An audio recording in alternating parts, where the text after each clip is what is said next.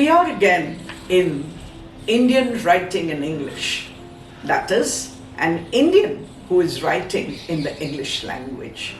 Remember, I've talked about it in earlier lectures when we talked about Toru Dutt, for example. And then we moved on to Sarojini Naidu.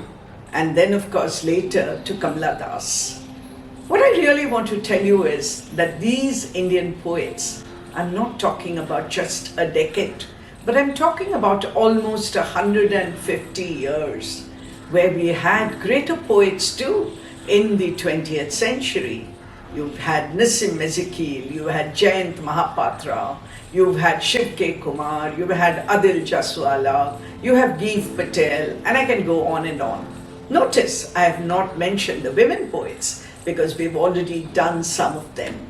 So today we are looking at the 20th century, and our poet for the day is A.K. Ramanujan.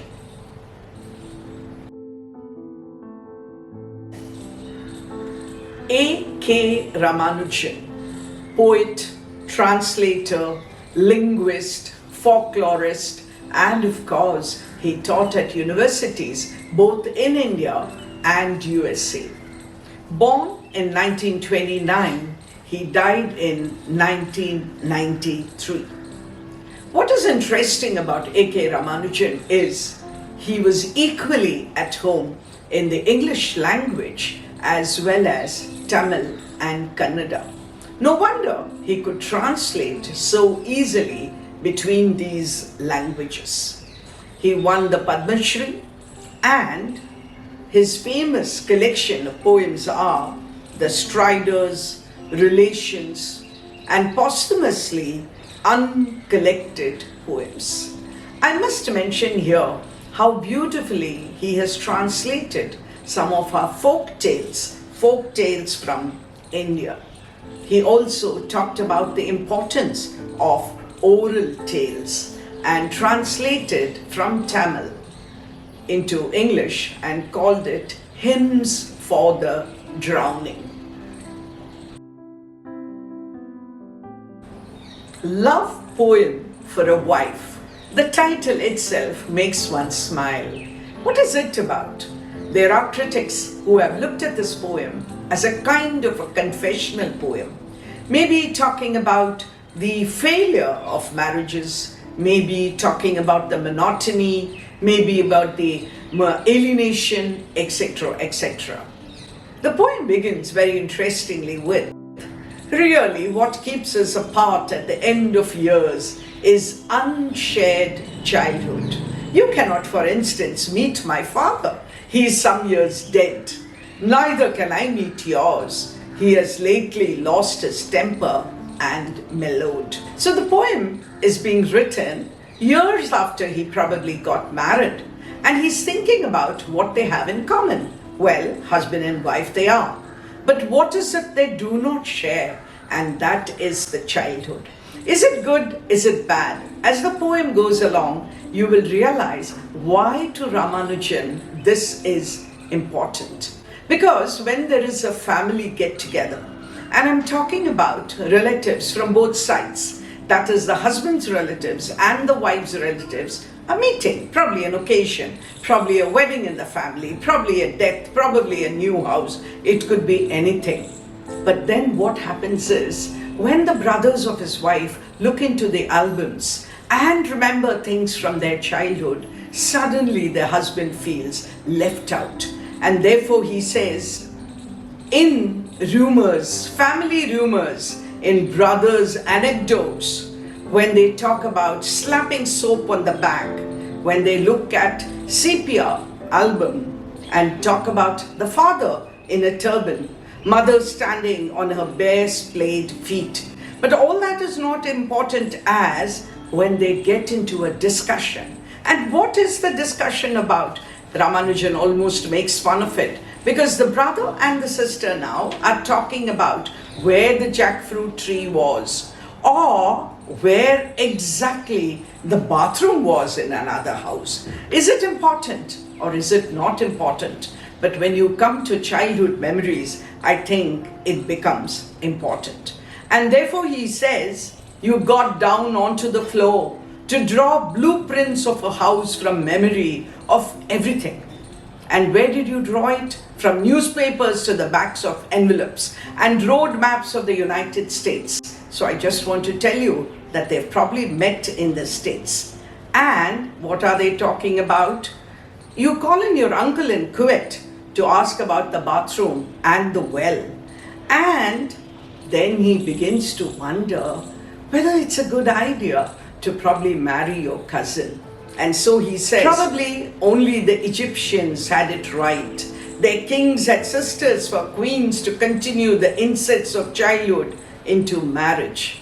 Or we should do as well-meaning Hindus did, betroth us before birth, forestalling separate horoscopes. Ramanujan has this ability to bring in a lot of the cultural context into his poems. So maybe for some of us who are not South Indian readers of Ramanujan, we may not understand what the reference is to. But the reference is to marrying your cousin. It is very common in many communities in South India for children of siblings to get married. And therefore, he talks about the importance of a shared childhood, which is not possible if you marry outside the family. There is a recollection, a memory, a remembering of childhood.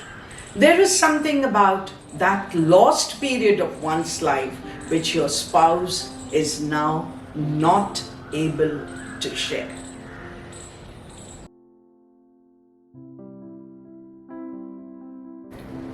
When we look at a long poem like this, it's very important to consider the tone of the poem. What is the tone of the poem? There is a certain ironic tone. There is wit, of course, but there is irony. As you read the poem, you will realize how it permeates almost every line. And of course, there is nostalgia for one's childhood. The major theme, of course, I've already talked to you when I was talking about the poem. There aren't too many figures of speech in such a long poem. Isn't that surprising? Or are you saying, my dear listeners, thank God, because some of our poems have so many of them. One figure of speech that Ramanujan really seems to be fond of is alliteration. And you know, alliteration is the repetition of a particular sound at the beginning of words following each other. It keeps coming again and again in this poem. How about you going back to the poem and looking for them? Another figure of speech which I have talked about is enjambment.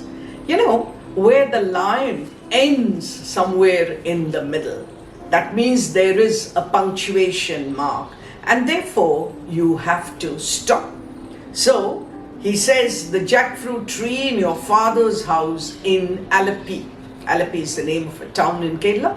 So it stops there. It's the middle of a line. And then he says, sister-in-law and I were blank cut out. So you have this because the entire poem is almost in a conversational tone. And therefore, enjambment is also used quite often. The tree next to it and the line ends. And then he says, probably. Read the poem again, a longish poem which I could not read out to you in full.